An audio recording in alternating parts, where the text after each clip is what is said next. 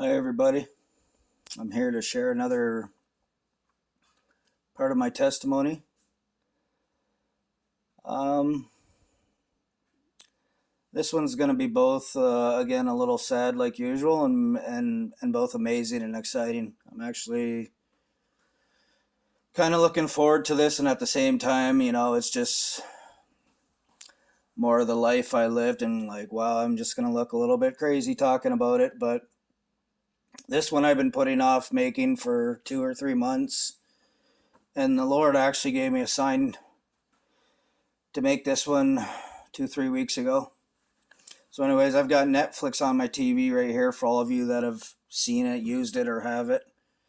And this is our list that we have movies on that we might watch sometime, or shows or whatever. Not that I've been watching a lot of Netflix. I think there's more interesting things going on in these days on YouTube and to watch than even TV. I haven't been watching too many movies. But anyways, we were watching this about 3 weeks ago. And here's our list of stuff and all the movies here. And me and my wife were sitting here at night, and all of a sudden, the list all by itself, without us touching the remote, just flew across. Like, this is as fast as I can do it with the remote. But the list flew across a lot faster than this. Let's see if I can even hit it. And it stopped.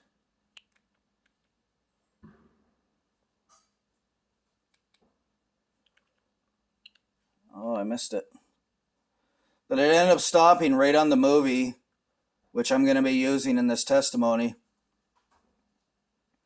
Because this is going to be, again, like a lot of my videos, it might be a hard to believe video for anybody out there, but this is, again, going to be more truths in here. And in today's video, I'm going to talk about two of the angels I had come up to me in my life, and the one healed me, and the other one just gave me a little bit of encouragement and a warning. But the hardest to believe part about this is that the Lord has an angel actually in movies and in shows. And I know what you're thinking. I know that might be hard to believe. There's a lot of evil in Hollywood, and I get that. I know that. I know that a lot, actually. But here's the movie right here, Full Count. And this is a good Christian movie, if anybody ever looks for anything decent to watch. So anyways, I got to get into this story. So I was about in my mid-20s. I'm not even sure how old I was. It was such a rough time in my life. And I think I had just got laid off from one of my factory jobs and was at home.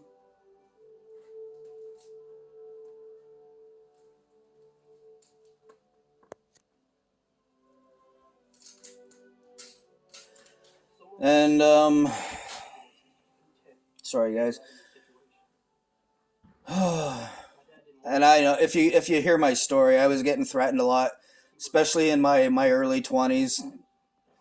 In between 20 and 25 was probably my roughest. My parents were telling me to go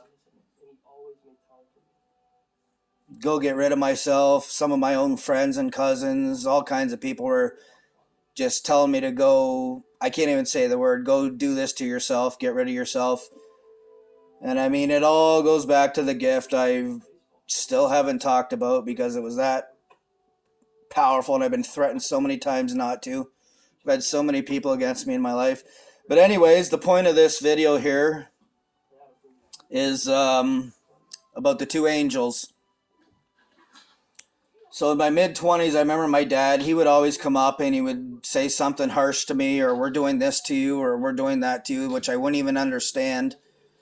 And the one day he came into my room and he said to me, he said, "We're microwaving your ass." And I'm like, "What the heck are you talking about, microwaving me? How can you microwave somebody? Like, what does that even mean?" I had no clue. I've always been Team Jesus on the good side, so I didn't understand a lot of the evils of the world. I didn't know about microwave weapons or what they were or what they could do. So that's all my dad said is, "We're microwaving your ass." And it's funny because, like I'm saying, I didn't know what it meant then, but it coincides with another memory I have because sometime probably in the same year or two. Well, actually, I'll start off saying when I was first diabetic in my teens, I used to keep pretty good blood sugars. I never really went above 9. I didn't have a hard time keeping good sugars. And I remember my dad saying at one point, that's not good enough. We got to get your sugars higher, or we'll never get you blind or hurt you or whatever they wanted to do to me. He would say all kinds of horrible stuff like that. But anyways, we used to have a laundry room close to my bedroom, and it had shelves hanging high on the wall that went all the way around the walls. And my mother usually had material she kept in them. She was a good sewer, and she had material cabinets going all the way around the top of the laundry room. But the one day I was in there looking for something, and I opened it, and there was like it just looked like a black speaker sitting on top of the material in the one cabinet, and it was pointed right towards my bed, which would have been only about 15 feet away from there. And it wasn't like a speaker that had a wire that would hook into a stereo. It was just looked like a black speaker, and it just had a power cord that would plug right into the wall. And I had no clue what this was, and I do now. I mean, it's horrible to say now, but I've actually seen two or three of my neighbors with the exact same thing hanging. One hanging on a tree previous years. One was in one of my neighbors' campers, and they were all pointed at a place I like to sit in my house. And I'm not going to get fully into all that, but anyways, so this black speaker was there. It was pointed at my room, and I remember in my mid 20s, I went through probably about a 3-4 month period where I could pretty surely say I barely slept at all. Like, you definitely could have called it insomnia, but I barely slept at all. I was in pain every night so bad, my shoulders and my arms, that I would be laying in bed screaming at night because I couldn't sleep for like 3 months at a time. I would just lay there and scream, and I didn't know what was going on or what was hurting me. I knew I had beat up shoulders from people in the past, used to like to beat on the front of my shoulders, but there was something that was really hurting me bad, and it was really keeping me up. So I was in so much pain, and I would like to say, obviously, at some point I must have fell asleep here and there throughout those nights. But over like that 2-3 month period, I had worn the drywall was pushed in between the studs of my wall just from rubbing my shoulders and my arms against the wall. When I did fall asleep, I was rubbing my shoulders and arms against the wall so hard that I had caved in the drywall in between the studs. Not broke through it, just like crumbled it in. I don't even know how to explain it or how much pain I must have been going through to do this, but there was a big, like 3-4 foot circle of drywall that was caved in between each stud along the side of my bed from the pain I was in at night. And I didn't know that I was, like I said, I didn't understand that I was getting microwaved. My own parents were doing this from about 15 feet away from me, which is just, I'm lucky to be alive, I guess we could say. But either way, after however long they did this to me,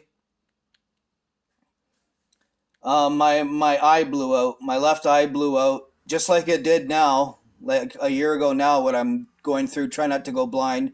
It did this in my mid 20s. My left eye blew out, and it just blew blood right across my left eye, and I was blind in my left eye. And same thing. I went through a horrible battle. I healed better back then. I was younger, but same thing. I had to wait for like a month for the blood to absorb out of my eye, and all this stuff going on. Went and seen a couple specialists.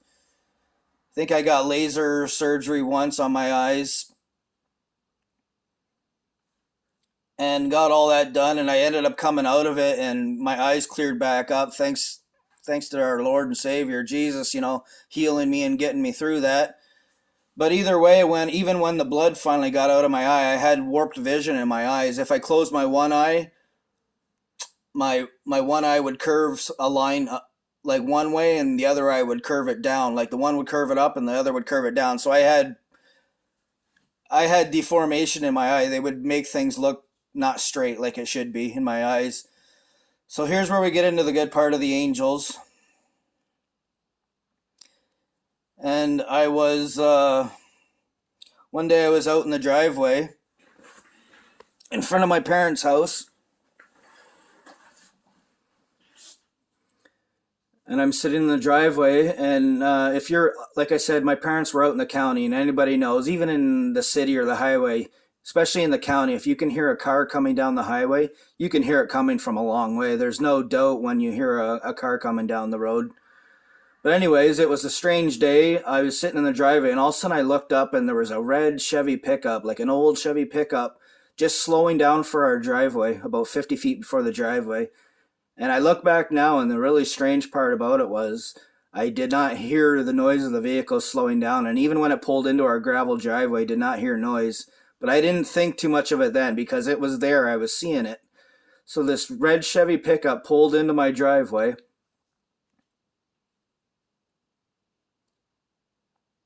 Pulled into my driveway, and a man got out.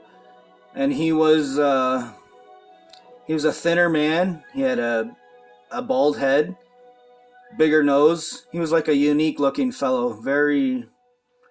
You couldn't forget his face type of person.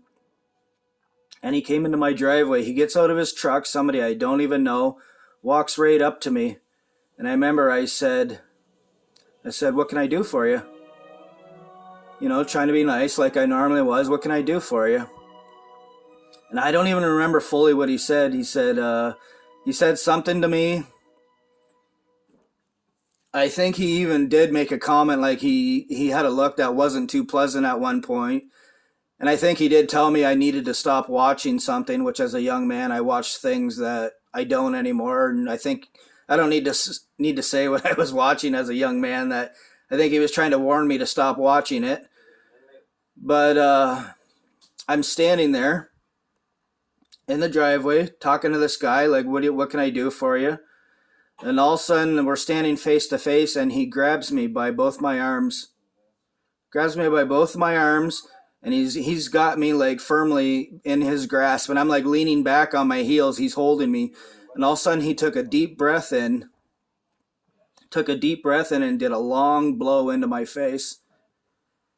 And I don't know how to explain this, guys. I really don't. Like, this is a hard testimony to talk about because I know what it sounds like. So he blew into my face, and I could just feel it. It felt amazing. Like, it felt amazing as he was blowing on me, like I was being healed. So that's all that happened. This guy blew on my face, and I was healed. The warping of my eyes was gone. That was gone. I didn't even understand yet that he had healed me when he first did. I didn't even know that I was in the presence of an angel, that this man that pulled in my driveway with a pickup was an angel, and he was healing me when he blew into my face. So anyways, the guy got in his truck, backed out of the driveway, and left, and I went into the house. And as soon as I got into the house, my dad's like, "Why were you talking to yourself in the driveway?" And I'm like, "What are you talking about? Talking to myself? I wasn't talking to myself." I said, "There was a guy in a red pickup that pulled in, and he just blew into my face, Dad. It was really weird."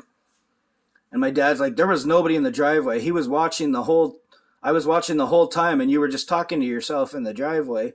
And I'm like, "No, I was talking to a bald-headed guy in the driveway." And my dad's like, "I knew there was somebody there." He said, "You were leaning back on your heels, and there was nothing supporting you." My dad could see that I was back on my heels, but he couldn't see the angel that had me in his arms. And my dad got mad, and he said to my mom, he's like, "There was an angel that was just here that healed him." And my dad was mad. I talk about the people on the dark side, how they know things. And my dad knew that I had just got healed by an angel. He didn't get to see him. Okay, you guys got to watch this part. This part almost makes me cry. The strange part I'm going to tell you about this is this guy on this movie right here is the angel that walked into my driveway. This is not a joke. Like I said, I've spent 3 months on not making this because I know what it sounds like. But the Lord has an angel on TV, and we looked up this guy, and I can't remember his full name. But look what he's doing to this guy, and even in this movie. Same thing he did to me.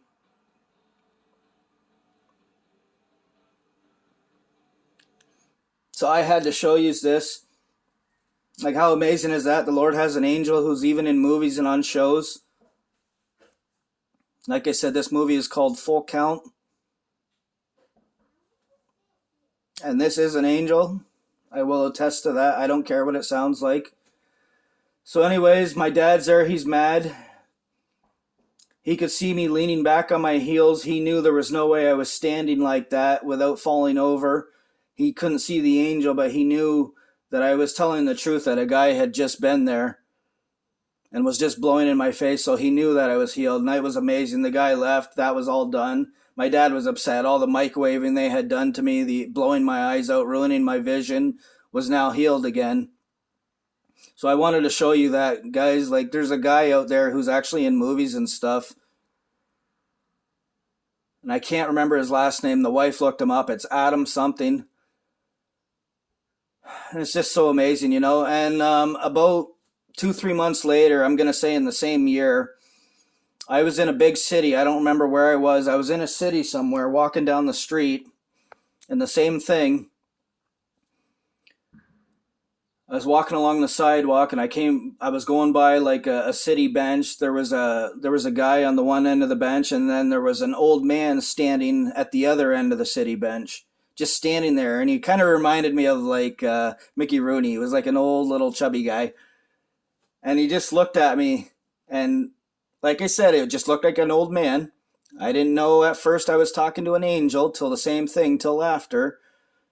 But this old guy that I was like in a city far away from home. I might have even been in Toronto. I don't remember. But this old man came to me and he said, "You're going to make it to the end." He said, "But it'll be a lot easier if you stay single." And I mean, I told my wife this. She didn't care too much for it. But I think it had more to do with the one I was with before my wife. I've got a lot of sad stories I haven't talked about.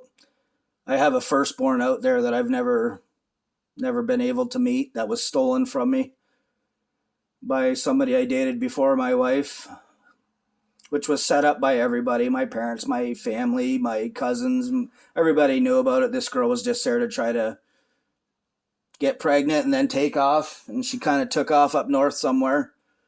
And I mean, everybody acts like it doesn't happen, but I know it did. And I actually got to see my child as a little toddler walking down the street with my ex's mom at one point. So it's another really hard emotional thing I went through. Knowing I having a child out there somewhere that I don't get to know and didn't get to know me. You know, I just say prayers that my child ends up in heaven with me.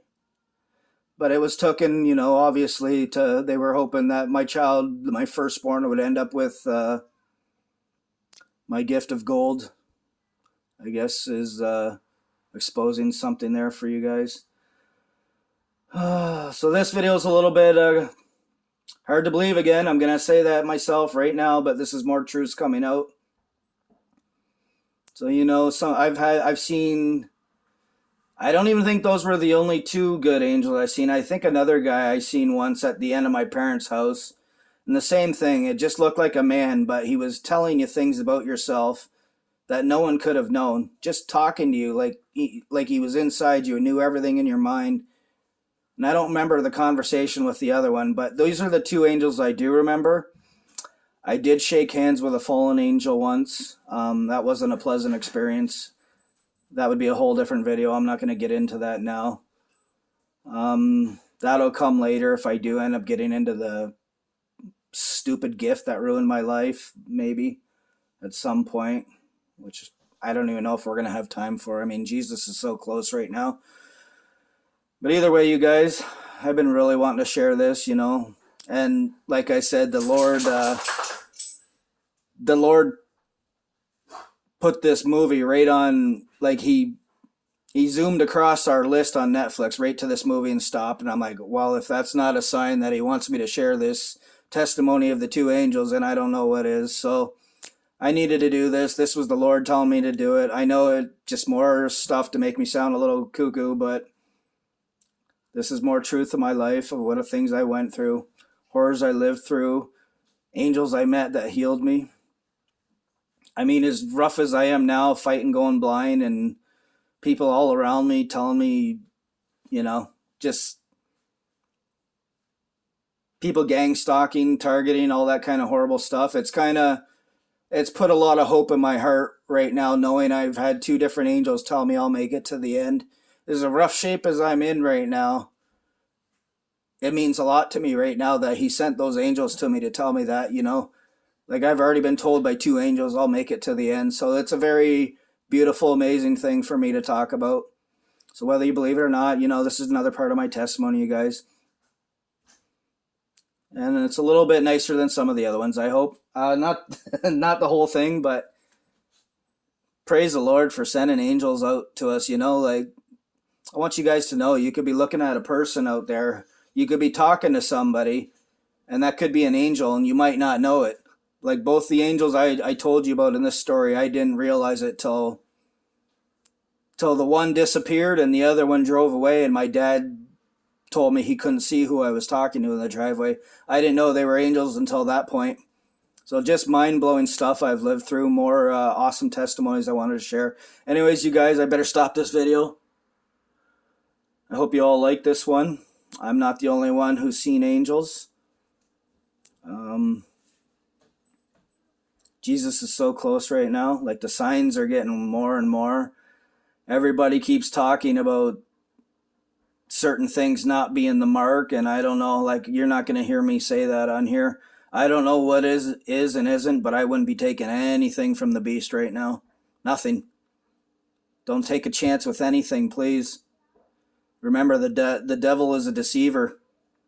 He's the guy that'll sneak something in, have his people put out that oh, that's not it, and then it'll end up being it at the end. Whether there is or isn't, I don't even have to say what I'm talking about. Just stay away from it. Stay away from all that stuff right now. We're in the last days, and they know their time is short. Look at how they're acting right now. There's no common sense in anything. I remember my father saying they were going to make laws and rules that were so strict they could use them against whoever they wanted in the last days. And I mean, these things are happening right now. The devil's end game is long in play. It has been for a couple years heavily now. So anyways, guys, everybody, I hope you enjoyed this video of the experience of my two angels. Maybe one day I will make the video of when I shook hands with a fallen angel, which again, for most part, looked like a man besides his eyes, but I'm going to save that for another video, you guys. So I love you guys. Take care.